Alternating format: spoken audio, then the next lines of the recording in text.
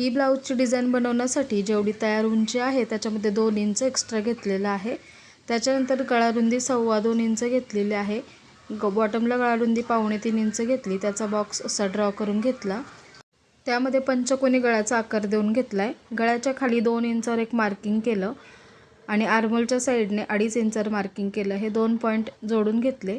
त्याच्यानंतर इथे असा छोटासा त्रिकोणी शेप देऊन घेतलाय। आता केलेल्या मार्किंग प्रमाणे हे मी कटिंग करून घेतलं तर सुंदर असा गळ्याचा इथे आकार तयार होतो। आता हे अस्तर कट केल्यानंतर मेन फॅब्रिकवर सुद्धा हे कटिंग करून घेतलेले आहेत पीस। थोडं थोडं एक्स्ट्रा ठेवलंय साइडने मेन फॅब्रिक।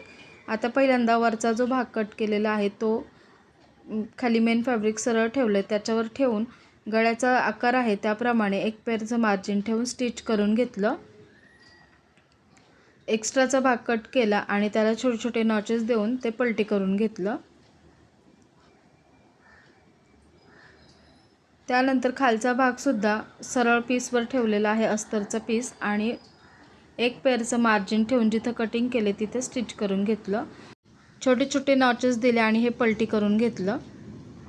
त्याच्यावर एक दाब शिलाई देऊन घेतली अगदी कडेने आणि चारही बाजूने अस्तर मेन फॅब्रिकला जोडून घेतलं आणि एक्स्ट्राचं जे मेन फॅब्रिक आहे ते कटिंग करून घेतलं।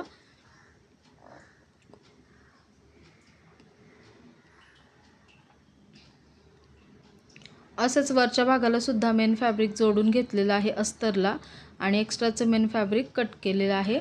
त्यानंतर इथे मी हे दोरी पाइपिंग लावून घेतलेली आहे, जसा गळ्याचा आकार आहे त्याप्रमाणे।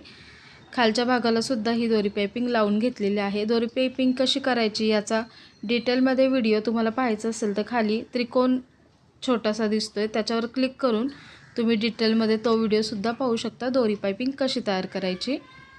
त्याच्यानंतर खालच्या भागाला सुद्धा ही दोरी पाइपिंग मी लावून घेतलेली आहे आणि त्याला एक पेरचं मार्जिन ठेवून दोरी पाइपिंगच्या कडेने स्टिच करून घेतलं। त्याच्यानंतर हा जो मधला भाग कट केला आहे त्याचं मार्किंग करून घेतलं आणि दोन्ही पार्ट व्यवस्थित सेट करून घेतले। अर्धा इंच मार्जिन ठेवून खालचा भाग वरच्या भागावर ठेवलेला आहे आणि ते स्टिच करून घेतलेला आहे। त्याच्यानंतर 2.5 बाय 2.5 इंचाची पट्टी घेतली आणि ती अशी फोल्ड करून इथे मध्ये लावून घेतलेली आहे, ती स्टिच करून घेतली। त्याच्यावर एक सुंदर असं शो बटन सुद्धा लावलेलं आहे। खाली टक्स टाकून घेतला कमरेला आणि कमरेच्या बाजूला कंबरपट्टी लावून घेतलेली आहे। तर या ब्लाउजला मी पफ स्लीव्ज बनवलेले आहे आणि हाताला सुंदर अशी लेस लावलेली आहे। तर खूप छान असा हा बॅक नेक तयार झालेला आहे। तुम्हाला आवडला तर व्हिडिओला लाईक करून चॅनलला देखील सबस्क्राईब करा। धन्यवाद।